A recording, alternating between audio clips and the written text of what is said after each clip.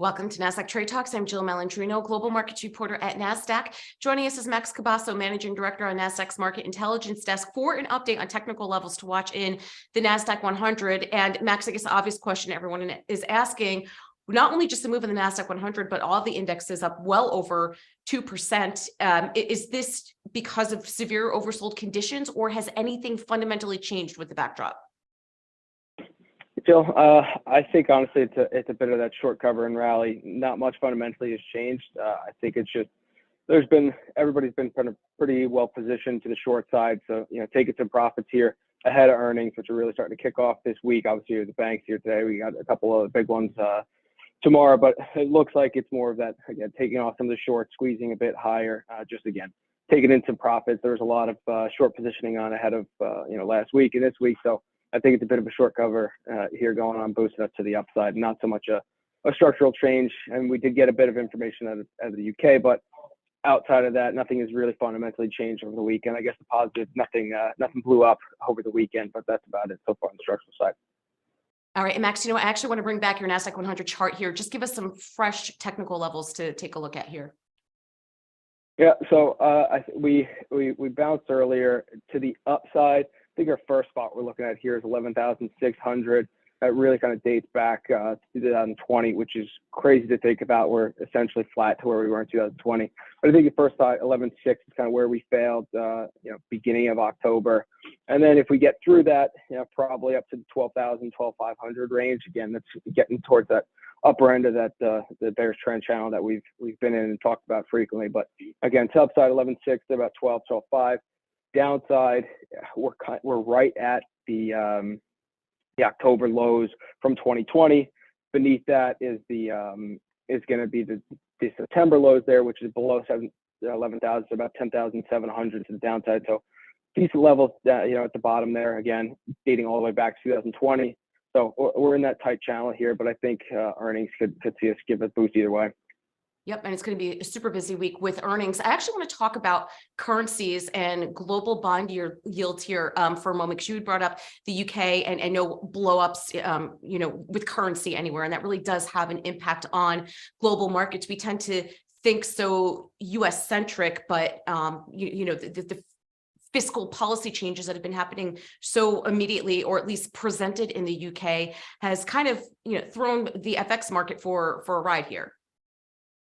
Yeah, I mean, the volatility in the currency market is pretty wild.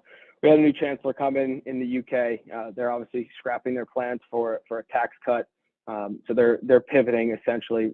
So we're back up to about 114. I think it was 2 weeks ago. We were down at about 105 on a Sunday evening. I remember watching that, where it was just imploding. Euro still below $1, and what really wild is the yen, which is still moving with dollar strengthening against the yen. So almost at 149.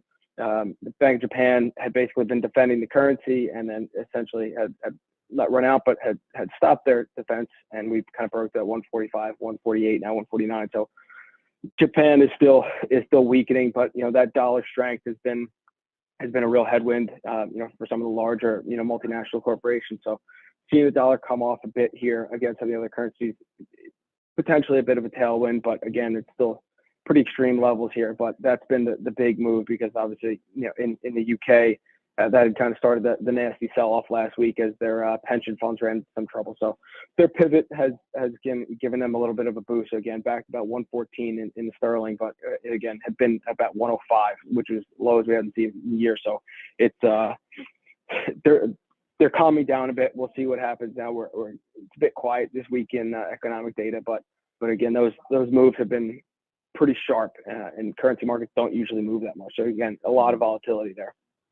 Let's talk about crude for a moment here. We know production cuts really was in the news. Are you surprised by the way crude has reacted to that? There was a bit of a surprise. The initial move potentially higher, but if we are going into a recession, which again, there's the debate of is it 2 consecutive quarters GDP, that's a debate for another day. But if you're expecting demand to come off, every time we start to see what we think will be a boost to demand coming out of Asia and China, there seems to be a new lockdown on their end for their zero COVID policy. So I think that's playing into it again. But it was a bit interesting to see crude really come off. And again, recently, the crude chart looks a lot like NDX, or kind of in that bearish trend channel, kind of looking for levels to find some support and get some, get our bearings here. There's been issues with diesel. I know there's some weather that has kind of rerouted some diesel ships into New York Harbor. So I think the risk is to the upside there, I would think, more so than the downside, unless we really get a massive recession. So it's been a bit surprising, but again, in that negative, that bearish trend channel to the downside looks a lot like NDX recently. So a bit surprising, but I don't know if I'd be quick to take off any long energy positions here. And Max, let's wrap up and talk about jobs for a moment here, because it still continues to remain a bright spot, perhaps, to the Fed's chagrin, but you're not really seeing much in terms of it dialing back. Yeah, not at all. We have new jobless claims coming out on the 20th. Expectations, I think, are 230. The last was 228, 228,000. So again, not really picking up. And this is more anecdotal, but I spoke to a mid-cap hardware tech company today about their hiring and what their plans were. And they had initially said, their thoughts are, if somebody leaves, they might not backfill that position, but they're not actively looking to cut any headcount at this point. It's been so difficult to find workers over the past few years to get up to fully staffed where they want to be. So companies aren't really going to come out and start cutting right away. So they're trying to manage with what they have. Again, maybe not backfilling, but they're not looking to cut headcount. Again, to the Fed's chagrin, you said you might not see this level really jump up with claims. You might see that JOLTS number, the openings start to come down, but the initial jobless claims probably not going to see that spike, because companies are wary about getting rid of talent that they just work so hard to acquire. So I think they're going to try to manage it. So I know that's one of the things that the Fed looks at, but again, like you said, I don't know if we're going to get that jump in jobless claims again, just based on anecdotal, the company saying we're not looking to cut at this point. We're going to weather the storm.